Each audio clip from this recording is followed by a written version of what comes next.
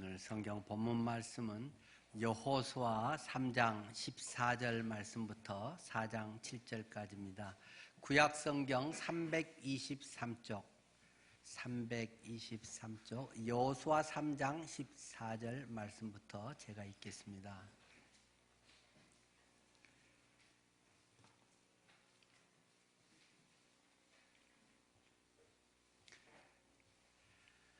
백성이 요단을 건너려고 자기들의 장막을 떠날 때 제사장들은 언약궤를 메고 백성 앞에서 나아가니라. 요단이 곡식 거두는 시기에는 항상 언덕에 넘치더라. 궤를 맨 자들이 요단에 이르며 궤를 맨 제사장들의 발이 물가에 잠기자 곧 위에서부터 흘러내리던 물이 그쳐서 사르단에 가까운 매우 멀리 있는 아담성의 변두리에 일어나 한 곳에 쌓이고 아라바의 바다 염해로 향하여 흘러가는 물은 온전히 끊어지매 백성이 여리고 앞으로 바로 건널세. 여호와의 언약궤를 맨 제사장들은 요단 가운데 마른 땅에 굳게 섰고 그 모든 백성이 요단을 건너기를 마칠 때까지 모든 이스라엘은 그 마른 땅으로 건너갔더라. 그 모든 백성이 요단을 건너가기를 마침에 여호와께서 여호수아에게 말씀하여 이르시되 백성의 각 지파에 한 사람씩 12사람을 택하고 그들에게 명령하여 이르기를 요단 가운데 제사장들의 발이 굳게 선 그곳에서 돌 12를 택하여 그것을 가져다가 오늘 밤 너희가 유숙할 그곳에 두게 하라 하시니라. 여호수아가 이스라엘 자손 중에서 각 지파에 한 사람씩 준비한 그 12사람을 불러 그들에게 이르되 요단 가운데로 들어가 너희 하나님 여호와의 궤 앞에 가서 이스라엘 자손들의 지파 수대로 각기 돌 한 개씩 가져다가 어깨에 매라. 이것이 너희 중에 표징이 되리라. 후일에 너희의 자손들이 물어 이르되 이 돌들은 무슨 뜻이냐 하거든 그들에게 이르기를 요단물이 여호와의 언약궤 앞에서 끊어졌나니 곧 언약궤가 요단을 건널 때 요단물이 끊어졌으므로 이 돌들이 이스라엘 자손들에게 영원히 기념이 되리라 하라 하니라. 아멘. 오늘은 후일에 누가 묻거든 후일에 자손들이 묻거든 그런 제목으로 말씀을 드리려고 합니다. 3장과 4장을 다 읽으면 훨씬 이해가 좋겠습니다만은 시간 관계상 짧게 가운데만 읽었습니다. 이 3장 말씀을 통해서 이제 이스라엘 백성들이 요단강 건너기 전에 그런 준비 내용들을 말씀을 하나님께서 하고 있습니다. 하나님께서 이 이스라엘 백성들에게 말씀을 하십니다. 지금 그들은 어디에 와 있을까요? 그들은 하나님께서 모세를 통해서 애굽을 탈출하게 하시고 그들이 광야에서의 온갖 과정들을 다 거치고 그러나 믿음으로 가나안 땅, 하나님께서 약속하신 땅에 들어갈 만한 사람들이 되지 못하기 때문에 그들은 그곳에서 40년이라는 세월을 보내면서 나올 때 20살 이상 됐던 사람은 전부 죽고 여호수아 갈렙 2사람만 남고 나머지는 신세대들이 이 가나안 땅에 들어가기 직전입니다. 바로 들어가는 마지막 관문 하나가 남아 있습니다. 그것이 요단강입니다. 이 모세가 요압 평야에서 이스라엘 백성들에게 쭉 신명기를 전한 것을 여러분은 기억하실 것입니다. 이제 이 가나안 땅에 막 들어가야 되는데 거기에 이 가로막고 있는 요단 이것이 만만치 않다는 것입니다. 하나님께서 우리 인생에게 많은 것을 예비해 두셨습니다. 하나님의 약속들이 있습니다. 벌써 애굽을 나올 때부터 가나안을 너희에게 예비하셨다고 가나안으로 들어가라고 말씀을 하셨지만 그것이 내 것이 되지 못합니다. 믿음의 사람들에 의해서 하나님의 말씀을 붙들고 나아가는 사람들이 그곳에 들어갈 수 있는 것이지 아무나 들어가는 건 아닙니다. 선민이라고 그저 뽑혔다고 해서 그것을 누리게 되는 건 아닙니다. 여러분의 삶에 혹시 하나님께서 어떤 마음에 약속을 주신 것이 있습니까? 성경을 읽으면서 여러분 마음에 강하게 다가오신 것이 있었나요? 그러나 그저 가만히 있다고 절로 때가 되면 내게 굴러오는 것은 아닙니다. 대가를 지불해야 됩니다. 그것에 합당한 믿음의 삶이 준비되어야 됩니다. 하나님의 말씀에 의해서 살아가야 되는 것입니다. 하나님의 말씀에 준비되고 빚어진 그런 사람들을 통해서 하나님께서는 하나님의 때에 하나님의 약속하신 것을 성취하게 하신다는 사실을 기억하셔야 할 것입니다. 오늘 그들이 이 요단강을 건너서 하나님의 약속의 땅 가나안에 들어가게 하는데, 그때 우선 우리가 기억해야 할 것은 하나님께서 말씀하셨다는 것입니다. 어떻게 들어갈 것인가, 요단강을 어떻게 건널 것인가, 구체적으로 하나님께서 명령하셨다는 것입니다. 너희는 제사장들이 언약궤를 메고 그들이 섰고 한 1km쯤 뒤에 백성들이 따라오고 그것을 통해서 요단강이 마르면 그것을 지나가라고 말씀을 하십니다. 우리의 삶의 중심은 하나님의 말씀입니다.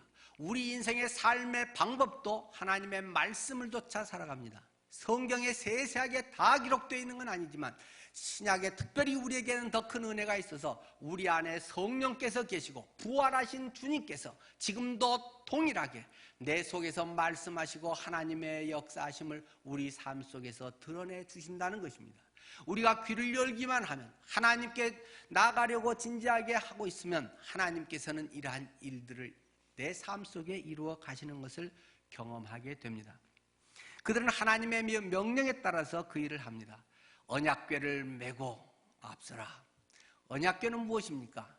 하나님의 약속, 하나님의 언약의 돌판이 들어있는 것이 언약궤입니다. 물론 그것은 모세의 십계명 돌판 2개, 그리고 만나 항아리, 그리고 아론의 쌍난 지팡이, 이 3가지가 있지만 지금 가장 대표적으로 핵심적으로 말할 수 있는 것은 이 돌판, 하나님의 임재를 말합니다. 하나님의 말씀 가운데 하나님의 백성에게 하나님께서 내가 너희와 함께 한다는 것을 구체적으로 그들이 느낄 수 있도록, 볼 수 있도록, 또한 상징적으로 언약궤라고 하는 것을 통해서 그들을 인도하시는 것입니다.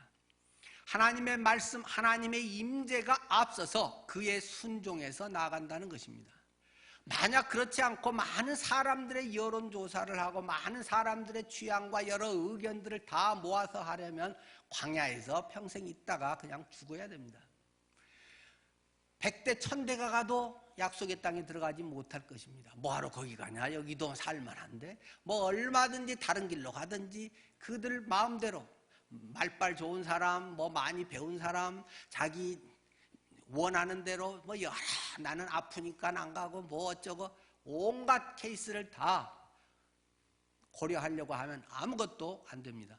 중요한 것은 그래 여러 가지도 있는 것을 인정은 하지만 하나님의 말씀이 무엇인가, 주님이 뭐라고 말씀하신가, 이 백성을 왜 끌어내셨는가, 왜 하나님의 백성이라고 하는가, 이 백성을 통해서 보이시려고 하는 것이 무엇인가를 그들은 인식해야 되는 것입니다. 그래서 그들은 그 가나안 땅에 들어가야 하는 것입니다. 그러기 위해서는 그 마지막 관문이라고 할 수 있는 요단강을 하나님의 말씀의 방법에 의해서 건너가게 되는 것입니다. 그것은 전혀 생각할 수 없었던 방법입니다. 뗏목이라도 만들어야 될 것 같은데 그걸 한 수천 개, 수만 개를 만들어서 가야 할런지 알 수 없는데 하나님께서는 전혀 뜻밖의 방법을 말씀하셨습니다. 물론 그것은 옛날에 들은 기억이 한 가지 있긴 있습니다. 홍해를 건너는 사건이었습니다. 옛날 아버지, 할아버지로부터 전해 들었던 40년 전의 사건, 홍해 사건. 그때 뒤에서 애국 군대가 쫓아와서 다시 노예 생활을 해야 될 그런 지경에 이르러서 그들이 두려워하고 있을 때 하나님께서는 홍해를 갈라서 양쪽에 물의 벽이 생기고 가운데 큰 대로가 나서 이스라엘 백성이 쫙 지나갔다는 전설 따라 삼천리 같은 이야기들을 그들은 기억하고 있을 뿐입니다. 그러나 40년 오는 동안에 물론 크고 작은 여러 가지 경험을 합니다. 뭐 메추라기도 먹은 적 있고 만나도 먹기도 하고, 그렇지만 그것은 태어나서부터 그냥 먹는 거기 때문에 당연히 그렇게 하려니, 오늘 나가면 뭐 오늘 새끼 밥은 먹으려니 그냥 그렇게 해서 자녀들은 그렇게 크고 그렇게 살아왔기 때문에 새삼스러울 것이 없습니다. 이 요단강을 건너는 것, 그런데 이것은 조금 특이한 방법으로 하나님께서 건너게 하시지요. 이번에는 이 요단강하고 요단강에서 쭉 물이 흘러가면 저기 염해, 사해에 이르지 않습니까? 쭉 하는데 여기 흐른 건 홍해는 바다기 때문에 이 평평해서 양쪽에 벽이 생기지만 여기서는 고도에 의해서 물은 높은 데서 낮은 데로 흐르기 때문에 이제 사해로 가죠. 사해 거기는 아마 지금 세계에서 가장 사해 물높이가 낮은 데지요. 지하 그러니까 수면에 마이너스 한 400m, 424m 되나요? 일반 해수면보다 사해는 한 400m 이상이 깊기 때문에 밑으로 쭉 해서 그래서 물이 빠지는 데가 없으니까 계속 증발이 돼서 소금 염도가 높아지는 거 아니겠어요? 그래서 위에서 내려오다가 물이 딱 층층이 쌓이더라는 것입니다. 하니까 밑에 거야 당연히 그냥 흘러가는 것이고 그러니까 한쪽에는 물벽이 생겨서 쫙 생기고 이쪽은 물이 싹 빠지고 그렇게 해서 요단강을 건너게 된다는 것입니다. 자, 하나님께서 이렇게 하나님 말씀으로 그들을 인도하신데 또 중요한 것은 사람들이 그러면 어떻게 하는가? 하나님은 온전하십니다. 하나님은 완전하셔서 하나님의 예비하신 것들은 한치의 오차가 없습니다. 그런데 왜 이루어지지 않습니까? 뭐가 문제가 생기는 것입니까? 사람들에 있는 것입니다. 하나님께서는 여기에서 두 가지를 우리에게 요구하시는 것을 보게 됩니다. 첫 번째는 성결하라고 하는 것입니다. 이 요단강을 건너면 옛날의 삶과 요단강을 건넌 뒤의 삶은 달라야 하는 것입니다. 하나님의 백성들의 삶은 달라야 하는 것입니다. 세상에 살던 사람들의 그러한 것을 그대로 그러한 생각, 가치관, 그러한 욕심을 가지고 그대로 하나님의 땅에 들어가 살아서는 안 되는 것입니다. 그래서 그들을 성결하라고 말씀하고 있습니다. 앞에 3장 5절 말씀입니다. 여호수아가 또 백성에게 이르되 너희는 자신을 성결하게 하라. 여호와께서 내일 너희 가운데 기이한 일들을 행하시리라. 내일 기이한 일, 기적을 일으키게 될 텐데 너희가 성결하라. 물론 이것은 깨끗해야 된다는 것도 말하고 또는 구약에서의 성결은 특별히 구별됐다라는 것을 여러분이 잘 아시죠? 세속과 구별되어 있는 세상에 묻혀있고 그렇게 살던 방식을 조금 더 머리를 잘 쓰고 아이디어를 잘 내고 그것을 어떻게 빠르게 하고 이런 것을 뛰어넘어서 가치관 자체가 달라지는 것입니다. 방법도 달라지는 것입니다. 그래서 거룩해야 됩니다.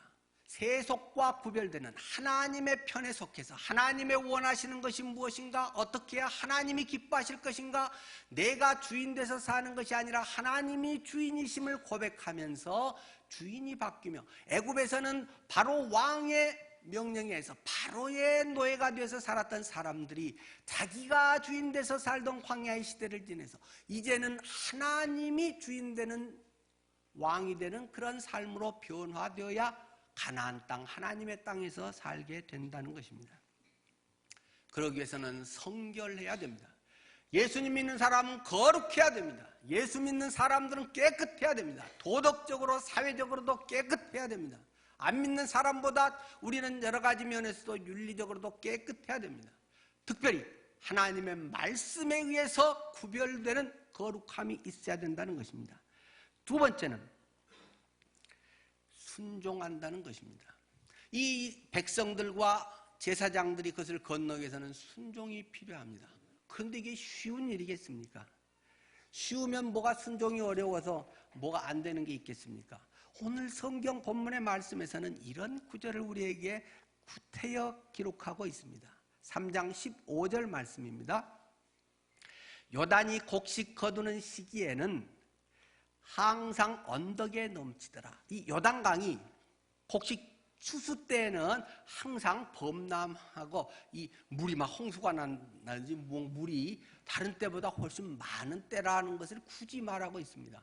그러니까 그냥 무릎까지 이렇게 좀 걷고 건너고 그럴 게 아니라는 것입니다. 우리 고수부지 있는 데까지 막 물이 넘쳐 오른다는 것입니다. 물론 지금 성지순례 가신 분들은 요단강 웃깁니다.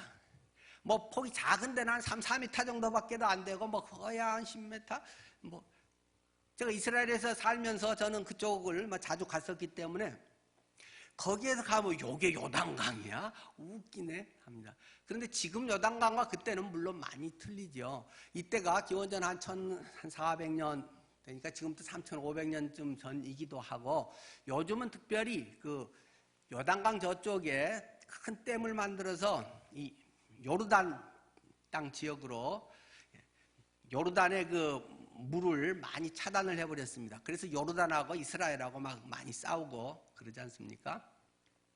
요단강에서 물을 아주 통제를 해서 거기는 물이 쩔쩔쩔 이렇게 해서 완전 겨울 또랑물보다도 우리 안양천이 훨씬 큽니다. 요단강 그래서 좁은 데서는 잘하면 팔짝 뛸 만큼도 그렇게 지금은 작습니다. 그래서 뭐 이해가 안 될지 모르지만 이때는 굉장히 넓은 것으로 우리가 충분히 짐작할 수가 있습니다. 그렇기 때문에 이것을 그 제사장들이 언약궤를 지고 간다고 하는 것은 쉬운 것이 아닙니다. 거기에 앞에 착 가면 자동문처럼 그 앞에 문 앞에 1m 전에서 문이 착 열리고 뭐 쌓이고 이러면야 뭐가 문제겠습니까만은 성경의 많은 경우들은 믿음이라고 하는 게 참 사람 골탕 먹이기 좋은 거잖아요.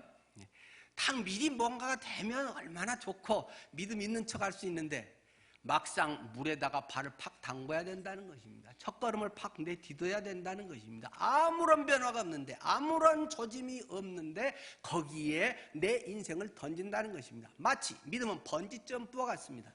자주 말씀을 드립니다마는 그 위에 올라가서 뺑뺑 100번 돌아와야 소용없습니다. 거기에서 믿음이라고 하는 하나의 곰줄 끈을 묶고 위에서 훅 뛰어내립니다. 끈 끊어지면 그냥 처박히고 죽습니다. 그럼 뭐 다른 방법이 있겠습니까? 그런데 이 앞에 그 몇 달 전인가요? 우리나라 어디서 번지점프 푹 뛰어내렸는데 그 끈 끊어졌는데 그래도 죽지는 않고 엄청 아팠겠죠. 살아났다고 뭐 몇 달 전에 뉴스에는 나온 적이 있죠. 믿음은 번지점프입니다. 하나님께 내 인생을 송두리째 내맡기는 것입니다. 하나님을 플러스 알파로 보태가지고 하면 좀 더 좋고 마음도 평안도 있고 예수 믿으면 도움도 되고 위로가 되고 뭐 빌 때가 있어서 그나마 다행이고, 이건 예수 믿는 것에 뭐 맛배기도 아니고 그런 면도 물론 없지는 않지만 예수 믿는다는 건 주님께 내 인생을 통두리째 내 던지는 것입니다. 그 다음은 모릅니다. 하나님의 약속의 말씀이 이제 뭐 책임지시겠지만 나는 꼭 이것이 내 인생에 뭐 좋은 일만 생긴다 모릅니다. 하나님의 고난의 쓴 잔을 마시게 하면서 뭘 하실런지, 아니면 딴 사람들은 고생해도 나는 탄탄대로로 가서 잘 되게 뭐 복을 많이 받게 하실런지 모릅니다. 모든 게 복인데 쓴 잔의 복일런지 탄탄대로의 복일런지는 모릅니다. 사람마다 하나님의 부르심이 다르고 하나님의 그 쓰이심이 다 또는 시기와 때에 따라 다르기 때문에 그건 누구도 뭐라고 구체적으로 얘기해 줄 수는 없습니다. 하여간 믿음이라는 것입니다. 제사장이 이거 갖고 그렇지 않아도 한 몸으로 하면 발 한짝 살짝 이렇게 넣어가지고 안 될 것 같으면 다시 무게중심을 뒤에 3분의 1을 두고 살짝 빼면도 되긴 하는데, 이걸 쥐고 이렇게 갔는데 뒷사람은 가라고 이렇게 밀고 앞에가 아니면 그냥 꽉 차박히면 완전 언약궤랑 같이 떼굴떼굴 굴러서 빠질런지 알 수 없습니다. 그것이 당연한 물리적 법칙입니다. 그래도 제사장들이 그 일을 했다는 것입니다. 믿음으로 내딛는 것은 굉장히 중요한 원리입니다. 자, 하나님께서는 이렇게 문제를 순종 가운데서 해결을 하셨다는 것입니다. 이것을 통해서 깨닫게 되는 것은, 자, 우리 앞에 가로막고 있는 여러 가지 어려운 문제들을 믿음의 삶으로 거룩하고 순종하는 삶을 통해서 우리가 해결되는 것을 경험할 수도 있겠죠. 또 이 3장 10절에는 이런 말씀을 기록하고 있습니다. 그 가나안 땅에 자리 잡고 있는 족속들을 쫓아내고 차지하게 하실 것을 약속하셨다. 이런 믿음의 삶을 통해서 요단강을 건너고 약속하신 가나안 땅을, 그곳에 가나안 땅이라고 다 황무지고 말뚝만 박으면 다 우리 땅이고 안 그러잖아요. 적어도 거기에는 7 족속들이 있다는 것입니다.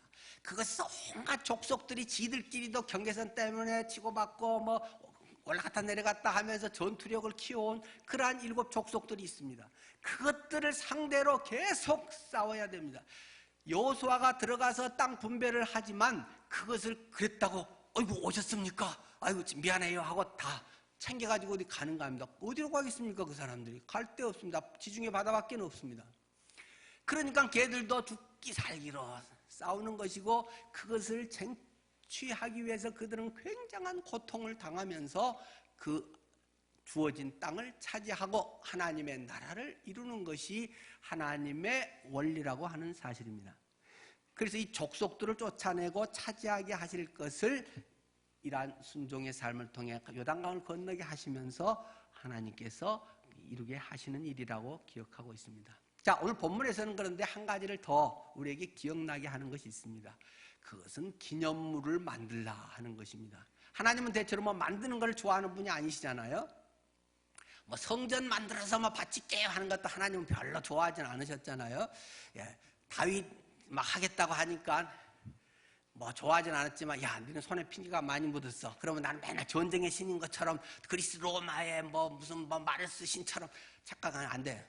물론 그 신들은 이제 나중에 뭐 시기적으로는 뒤지만 하나님이 어떤 분인가 이미지에 다윗이는 전쟁의 용사 뭐 이런 것이 박히면 안 돼. 그나마 평화로 아버지가 다 해놓은 것에서 이제 번성을 이룬 네 아들 솔로몬이 차라리 하면 좋겠다. 그러면서도 그 봉헌식이든지 그 전에도 계속 말하잖아요. 야, 니들이 삐까번쩍하게 그렇게 크게 어마어마하게 지었다고 내가 그 속에 꼼짝없이 갇혀 있을까 보냐? 나는 발을 땅에도 있고 내 머리는 하늘에 있어. 이 세상은 나의 발등상이야. 발판밖에 안 되는 거야. 내가 그 속에 있고 니들이 뭐 재물 갖다 주면 고마워 하면서 그거 받아먹는 꼭 그렇게 내가 있을 거야? 하나님은 벌써 처음부터 그런 말씀을 하십니다.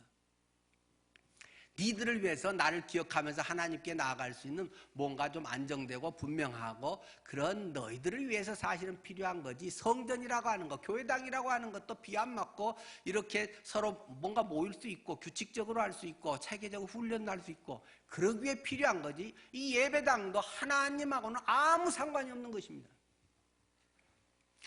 하나님께서는 이 솔로몬의 성전을 그들이 짓게도 한데 그냥 하겠다니까 허락은 하신 거죠. 하나님이 막 지어라 먼저 하신 것도 아니고 하나님이 아이디어 내준 거는 천막 펄렁펄렁해서 언제든지 겠다가 하는 이동식 조립식 그런 천막을 하나님은 구체적으로 말씀하셨지만 거하게 막 대리석으로 하고 이런 거를 하나님은 별로 좋아하지 않는다는 것입니다. 막 어마어마한 탑 이런 거 좋아하지 않는다는 것입니다. 그런데 여호수아는 한 가지 이야기를 합니다. 야, 요단강 그 중심에 가운데서 제사장들이 발 딛고 있었을 때 그 옆에 있는 그 돌을 각 지파 대표자 한 명씩이 큼지막한 거를 좀 하나씩 메고 나와라. 그리고 이것을 싸라. 그 이야기를 하나 하십니다. 그것도 막 정으로 해서 멋있게 조각을 해서 그런 것도 아니고 그냥 있는 그대로 자연스럽게 순수한 본 모습으로 그렇게 해서 그것을 만들라고 이야기를 하십니다. 왜 그렇습니까? 적어도 2가지 분명한 사건, 이유가 있다는 것입니다. 3장 7절을 먼저 보면 3장 7절에서는 내가 오늘부터 시작하여 너를 여호수아를 온 이스라엘의 목전에서 크게 하여 내가 모세와 함께 있었던 것 같이 너와 함께 있는 것을 그들에게 알게 하리라. 이것을 조금 더 구체적으로 설명하면 4장 14절에서는 이렇게 표현하고 있습니다. 그날에 여호와께서 모든 이스라엘의 목전에서 여호수아를 크게 하시매 이런 기적을 일으켰으니까 여호수아 말 듣고 했으니까 여호수아가 얼마나 어깨 힘들어갈 수 있는 사건이 생겼어요. 그가 생존한 날 동안에 백성이 그를 두려워하기를 모세를 두려워하는 것 같이 하였더라. 이제 모세는 죽고 옛날 모세의 권위에 비하면 여호수아는 완전 이제 신참이고 나이도 뭐 차이도 그렇겠지만 사람들의 어떤 따를 만한 권위가 모세의 뭐 상대가 안 되는 것입니다. 하나님께서는 그러나 이런 사건을 통해서 모세의 권위를 내가 드러낼 수 있도록 이 백성을 이끌기 위해서는 권위가 있어야 되지 않습니까? 사람들이 다 자기 이야기하고 이게 좋은데요, 그렇게 하면 오합지졸이 됩니다. 어떤 구심력이 돼서 이것을 쫙 하나님의 뜻에 맞게 진행해 가기 위해서 하나님이 리더를 세우시고 이 지도자에게 권위를 주셔서 그러한 일을 하게 한다는 것입니다. 그러기 위해서 여호수아를 통해서 이 일을 하시고 요단강 갈라지는 사건을 일으키게 하신다는 것입니다. 두 번째는 기념물을 세우게 하십니다. 그걸 탑을 딱 세워놓고 하나님이 마른 땅을 받고 이것을 지나간 증거물로 세웠다는 것입니다. 오늘 제가 설교 제목에도 후일에 누가 묻거든 이렇게 말씀을 드렸습니다. 오늘 본문의 4장 7절 그들에게 이르기를 요단 물이 여호와의 언약궤 앞에 끊어졌나니 곧 언약궤가 요단을 건널 때 요단 물이 끊어졌으므로 이 돌들이 이스라엘 자손에게 영원히 기념이 되리라 하라 하니라. 앞에 그 6절에 더 좋겠네요. 이것이 너희 중에 표징이 되리니 돌을 이렇게 이제 12개를 쌓아놨는데 그것이 너희 중에서 표징, 증거물이 될 것이다. 기념물이 될 것이다. 후일에 너희의 자손들이 물어 이르되 세월이 흘러서 나중에 너희의 손자들이 너희의 자손들이 역사가 묻기를 이 돌들은 무슨 뜻이냐? 이게 뭔 돌이에요? 왜 여기 쌓아놨대요? 하고 요단강가 와서 가지고 그들이 물어보면 몰라. 이게 역사 공부를 안 한 그런 사람이 되지 말고 역사의식을 가지고 이 돌, 이거 굉장히 중요한 거다 이거. 요단강 가운데 물속에 있었던 거야 이게 바로. 그것을 우리 각 12지파의 각각이 어느 대표 한 사람만 한 게 아니고 모든 지파의 대표들이 모두가 같은 마음으로 모두가 건너오면서 그것을 갖다가 쌓아놓은 거야. 하나님이 우리와 동행하신 것을 보여주는 증거물이야 하고 증거물로 제시를 하게 했다는 것입니다. 그것에 대한 구체적인 것은 4장 24절에 또 설명되어 있죠. 이는 땅의 모든 백성에게 여호와의 손이 강한 것을 알게 하며 모든 세상 사람들이 와, 야, 희한한 기적이네 하고 놀랬다는 것입니다. 쟤들이 어떻게 할 수 있대? 여호와 신을 믿는데 하나님 믿는데 틀리네. 어떻게 그 강이 그냥 갈라져 버려? 이렇게 해서 세상 사람들이 나도 하나님 믿어볼까? 하나님에 대한 관심을 갖고 관점을 다르게 해줬다는 겁니다. 또한 너희는 너희의 하나님 여호와를 항상 경외하게 하려 하십니다. 여러분의 하나님은 어떤 분이십니까? 여러분의 하나님은 만만한 분은 아닙니까? 필요하면 기도하면 이루어지고 아빠, 아버지 좋아요 해가지고 하나님께 필요하면 기도하면 되고 평소에는 내 하고 싶은 대로 살고 만만히 보이는 하나님. 요즘 우리 할아버지들이 손주들 많이 봐주잖아요. 너무 이쁘기 때문에 참 좋죠. 근데 손주 때문에 감사 헌금하는 일들이 막 있다 그러대요. 우리 교회는 이제 이름 안 써서 모르겠습니다만 손주가 오면 너무 이쁘고 아이고 이렇게 이쁜 손주를 낳고 보내주셔서 고맙습니다 하고 감사 헌금을 딱 하는데 손주가 가면 2배나 헌금을 한다네요. 아이고 이쁘긴 한데 힘들어 죽겠네. 빨리 안 가냐? 아이고 빨리 얼른 이제 가줘서 고맙습니다. 이쁘고 가졌으면 좋겠고 이런 어떤 과정들이 있죠. 근데 할아버지가 너무 잘해주니까 얘 어떤 버릇없는 손주들은 할아버지 무릎에 앉아서 할아버지 뺨을 찰싹찰싹 때리고 할아버지 아파 안 아파? 괜찮아. 그러면 또 뺨을 찰싹 때리고 뻘개지도록 하고 할아버지 수염을 잡아당기고 머리를 잡아당기고 이런 버릇없는 자녀들이 생긴다는 것입니다. 사랑하고 좋은 건 좋은데 어떤 정도를 지켜야 한다는 것입니다. 내 편한 대로 재미있는 듯이 할아버지를 장난감 다루듯이 하고 혹시 신앙에 있어서도 내가 하나님을 그리 만만하게 여기는 거 아닌가? 하나님은 만월히 먹이는 자들을 그냥 두지 않는다는 것입니다. 우리의 신앙은 두려움 속에서 자라는 것입니다. 아이들의 교육은 부모의 두려움, 부모의 권위가 있어야 됩니다. 함부로 돌아다니고 마음대로 하는데도 아빠가 야 하지 마라, 야 그만해. 그래도 싫어, 난 안 할래. 깨끗 떼쓰고 막 뒹굴고 난리를 하면 알았어. 이렇게 버릇없이 하면은 누가 어떻게 잡습니까? 잘해주고 잘 사주고 하지만 말하면 똑바로 앉아! 어디서 까불고 있어 이게? 손들어! 하고 혼내면 할아버지 잘못했어요, 앞으로 안 할게요 하고 빌기도 하고 뭐 이렇게 말이 먹혀야지. 자녀들이 존경하고 무서워할 수 있는 그런 면도 있어야지 무조건 잘해주고 좋게만 해서 되는 일이 아니지 않습니까?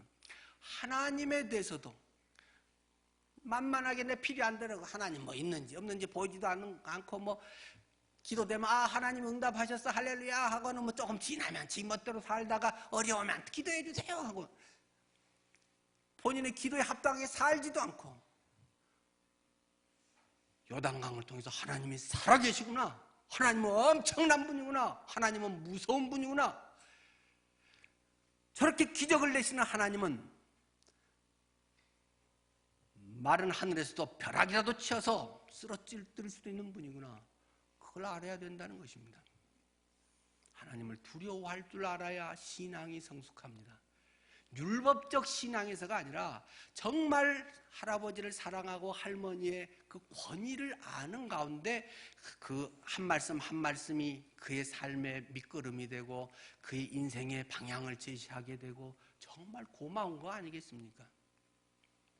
하나님은 이 홍해 사건을, 홍해도 물론 그렇겠고 요단강 사건을 통해서 하나님이 어떤 분인가 하는 것을 그들에게 경외하도록 하나님께서 이런 일을 이루셨다라고 말씀하고 있습니다. 하나님은 오늘도 우리의 삶에서 그러한 일을 하고 계시는 줄 믿습니다. 그래서 그 하나님, 그 전능하신 하나님, 그 놀라운 능력의 그 하나님의 말씀을 순종해서 여리고성을 정복하지 않습니까? 거기서 각자 자기 좋은 대로 아이고 나는 힘들어서 안 갈래, 여리고로 어떻게 맨날 한 바퀴씩을 돌아 그 지루한 일을 해 가는데 재미있는 볼거리도 없는데 맨날 목사님은 똑같은 것만 시켜, 5만 가지 이야기들이 되면 어떻게 7일 동안 그걸 하겠습니까?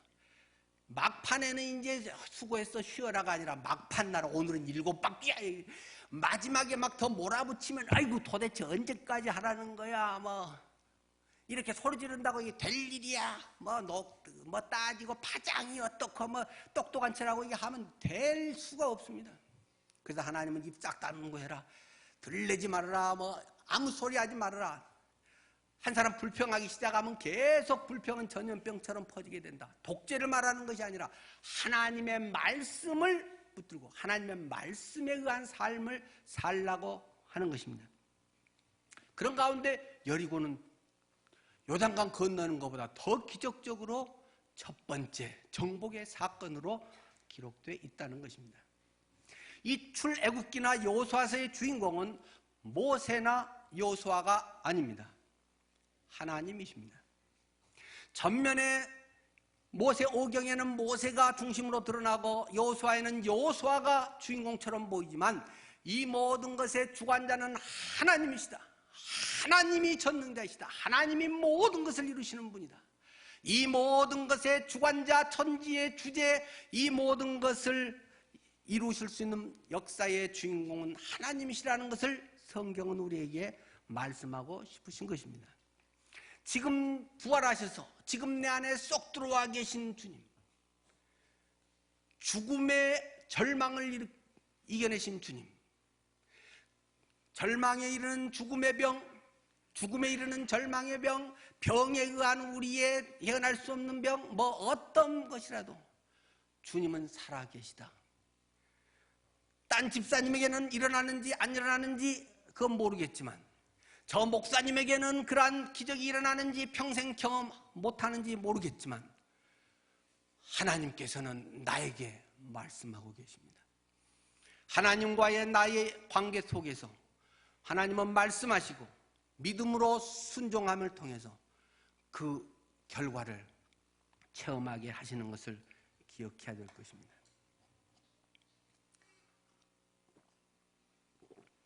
오늘은 추수감사주일입니다.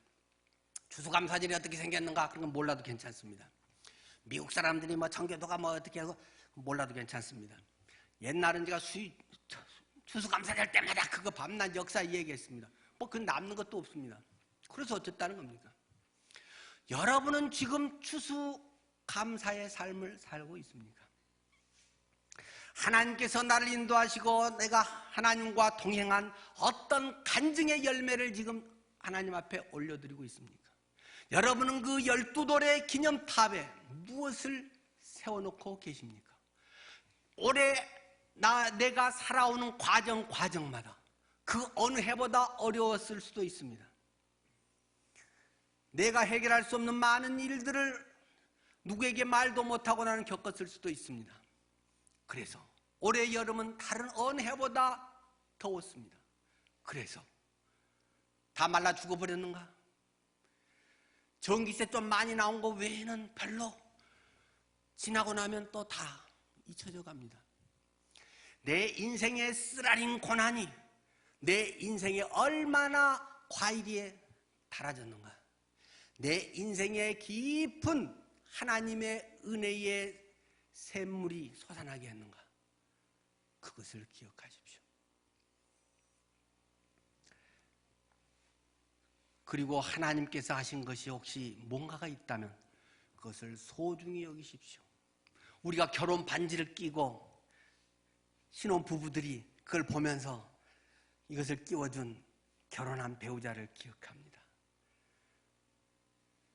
하나님과의 언약의 가락지, 하나님과 날마다 동행하는 삶의 신앙의 고백, 나의 모든 삶의 걸음걸음을 인도하시는 하나님, 그분을 이러한 간증을 통해서 기억하는 것입니다. 혹시 그것이 흉터가 될 수도 있습니다.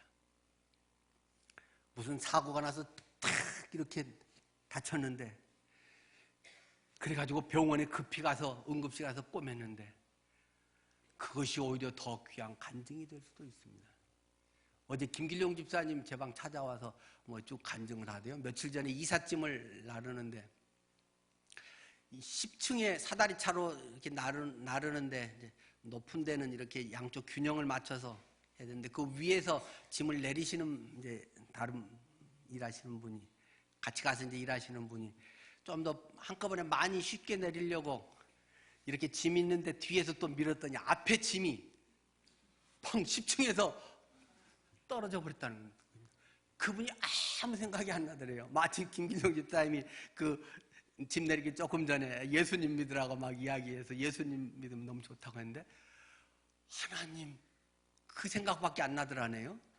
아무 뭐 집 생각도 안 나고 밑에서는 그 짐 받는 일꾼들이 몇 명 있고 또 사람도 있고 밑에는 또 승용차들이 이렇게 아파트에서 있고 차 위에다 떨어지면 큰 짐보따리가 10층에서 떨어지니까 그래서 사람들은 보고 다 놀라서 이제 피하고 근데 딱 떨어진 게 차와 차 사이에 글이 펑 떨어졌다네요. 소리가 펑 하고 너무 크니까 그 차 주인이랑이 막 나와서 튀어가지고 내 차에 무슨 흠집 난 거 아닌가 하고 막 차 주인들이 나와서 했는데 차에도 전혀 흠집이 아무것도 없이 완전 이제 뭐 그릇 이런 거였던 것 같은데 뭐 주인도 놀랬겠죠. 주인이 많이 괜찮다고 뭐 그건 쓰던 거라서 괜찮다고 해서 아무 일 없이 뭐 끝났다고 하더라고요. 그냥 평소 하듯이 이렇게 짐 잘 내려지면 간증이 안 됩니다.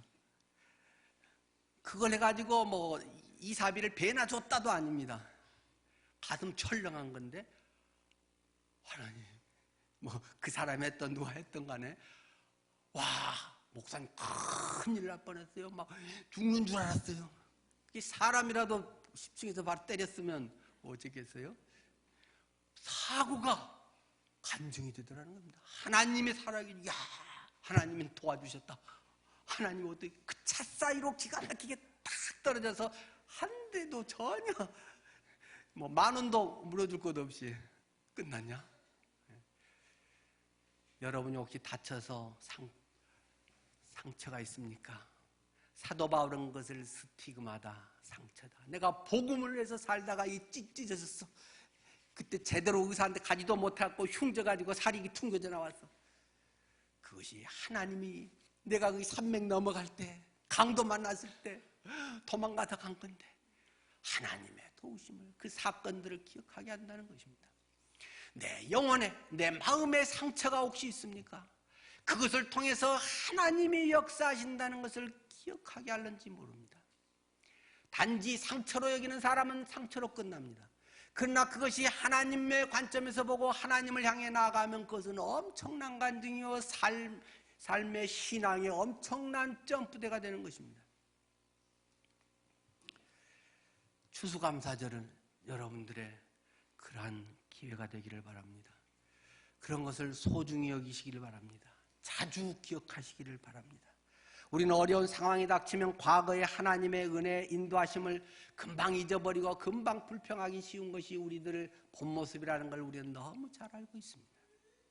그렇기 때문에 하나님은 그런 걸 통해, 반지를 통해, 그런 이 돌덩어리, 그거를 통해 기억나게 해주셨다는 것입니다.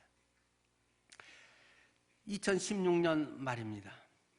오늘 설교 제목을 다른 각도에서 다시 한번 생각해 봅니다. 후일의 자손들이 묻거든,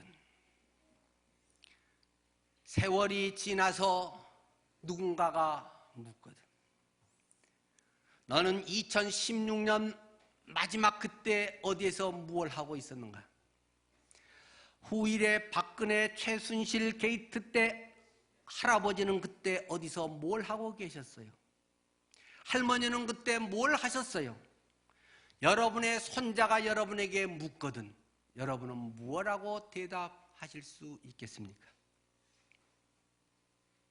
저는 개인적으로 적어도 요즘 같은 때는, 토요일에는 토요 기도회에 나와서 간절히 기도해야 하지 않겠습니까? 아니면 구체적인 어떤 행동이라도 해야 되지 않겠습니까? 아니면 인터넷 댓글이라도 달아야 되지 않겠습니까?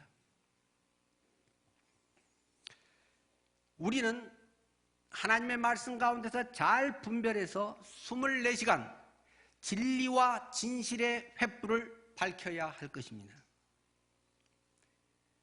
침례자 요한도 헤롯이 도덕적 여러 가지 죄를 지었을 때 직접적으로 질타를 했습니다.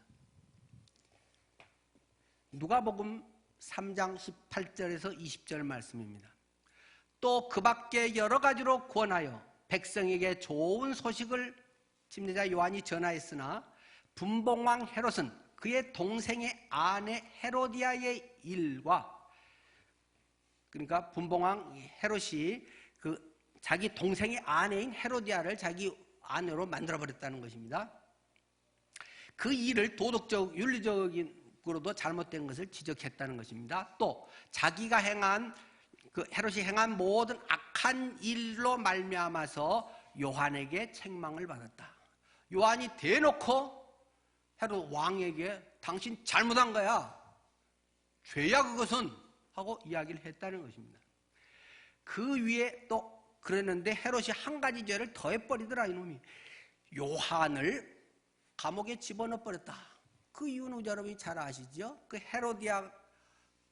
헤로디아가 마음이 꽁 해가지고 지 딸 춤춘 것에서 뭘 해줄까 하더니 저 요한 모가지 달라 그래. 그래서 목 잘려 죽겠다는 것입니다. 성경에 다 밝혀져 있는 내용입니다.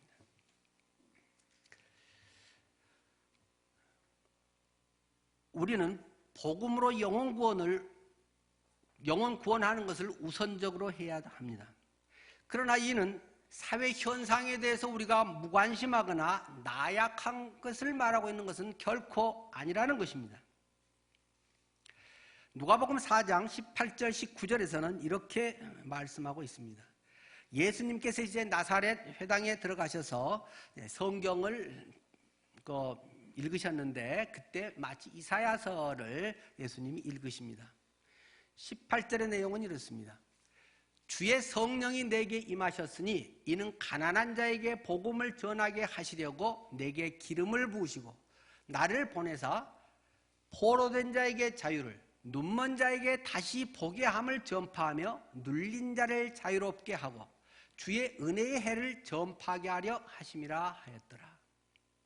여기서 굉장히 중요한 단어가 18절 맨 앞에 나와 있는 주의 성령이 내게 임하셨으니입니다. 이걸 빼고 하면 사회운동가와 사회복음으로만 치우치게 되는 위험성이 있습니다. 전제는 주의 성령이 내게 임하셨으니, 하나님의 성령이 내게 임재함으로 말미암아서 하나님의 정의, 하나님의 왕국이 이루어지도록 하나님께서는 인도하시는 것입니다. 그것이 구체적으로 어떻게 나타나겠습니까? 물론 영적으로 나타납니다. 영적인 새롭게 됨이 분명히 전제되어야 합니다. 그런데 영적인 것으로만 끝나는 것입니까? 우리의 삶은, 우리의 인간이라고 하는 것은 전인적인 존재입니다. 영적 존재요, 정신적인 존재요, 우리는 또한 육체적 존재요, 사회적인 존재입니다. 이러한 것이 전인적으로 우리의 삶에 일어나야 되는 것이고, 오늘 성경 본문에서도 가난한 자에게 복음을 전하게 하시려고, 또 포로된 자에게 자유를 주고 눈먼 자에게 다시 보게 함을 말합니다. 또 눌린 자를 자유롭게 하고, 여기서 눌린 자는 어떤 사람입니까? 구원받지 못하고 사탄에게 눌린 자도 맞습니다만, 모든 걸 그렇게 영적으로만 다 갖다 붙여서는 곤란합니다. 여기는 그것도 물론 포함하겠지만 더 넓게는 억압받고 있는 사람들, 사회에서 부당하게 대우받고 있는 사람들, 사회적 소수 약자들의 정당한 하나님의 형상으로서 하나님의 바로 그 삶, 백성의 삶을, 하나님의 인격의 삶을 살아가야 할 사람이 다른 외압에 의해서, 부정에 의해서, 거짓에 의해서 눌려있는 것들을 드러내고 그것을 바로 잡는 것까지들을 포함하고 있는 것입니다. 그래서 주의 은혜의 해를 전파하게 하려 하심이라고 이야기하고 있습니다. 우리 영혼 구원의 문제와 사회 구원의 문제는 두부모 자르듯이 명확하게 구분하기는 매우 어려운 문제입니다. 예를 들어 동성연애자 합법화, 동성연애자 결혼 합법화 이런 문제들에서 이러한 것들은 단지 사회적인 문제만이 아니라 그것은 성경에서 이야기하고 있는 죄에 대한 분명한 사실들입니다. 단지 인권의 성적 소수자의 문제만이 아니라 하나님의 질서와 법을 어긋나버리는 그러한 그들의 죄에 대한 문제를 성경은 명확하게 질책하고 있습니다. 우리가 전제할 것은 먼저 분명히 부활의 복음 가운데 서야 한다는 것입니다. 내 안에 예수님이 살아계셔야 됩니다. 전능자이신 그분이 내 안에 주인이 되셔야 됩니다. 그러므로 말미암아서 우리가 이런 죽음에 이르는 병, 절망, 실제적 우리의 모든 것을 다 꺾어버리는 것들을 다시 소생시키는, 또한 영생의 천국에 이르는 것까지 모든 것을 성경은 우리에게 말씀하고 있는 줄 압니다. 우리가 믿는 그 예수님이 진정 나의 주인이시다. 믿음은 행동으로 나타나게 돼 있는 것이고 나타나야 합니다. 행함이 없는 믿음은 죽은 것입니다. 물론 구체적인 행동의 방법에 있어서는 사람의 색깔이나 성향이나 위치나 여러 가지에 의해서 견해가 다를 수 있습니다. 그것들을 성경은 또한 인정합니다. 더군다나 요즘 같은 다양한 그런 시대에서 어느 편에 서서 무엇을 할 것이냐 하는 것에 대해서는 모두가 일치될 수는 없습니다. 그것에 대해서는 하나님의 말씀을 바로 알고 날마다 말씀을 묵상하고 성령이 나의 중심이 되고 예수가 나의 진정한 주인이 되고 나의 성향과 어떤 이익권과 인정과 그러한 것을 뛰어넘어서 하나님이 원하시는 것이 무엇인가, 성경이 우리에게 이루고자 선언하는 것이 무엇인가 하는 것을 날마다 잘 분별해서 살아가야 할 것입니다. 오늘까지는 순수하고 정말 좋았던 것이 내일 어떻게 변질될 수도 있습니다. 저는 학생운동을 하면서 그런 것을 여러 번 경험을 했습니다. 순수하게 제가 시작했던 것이 이용당한 적도 있었다는 것을 나중에 몇 년 지나고서야 아는 것도 있습니다.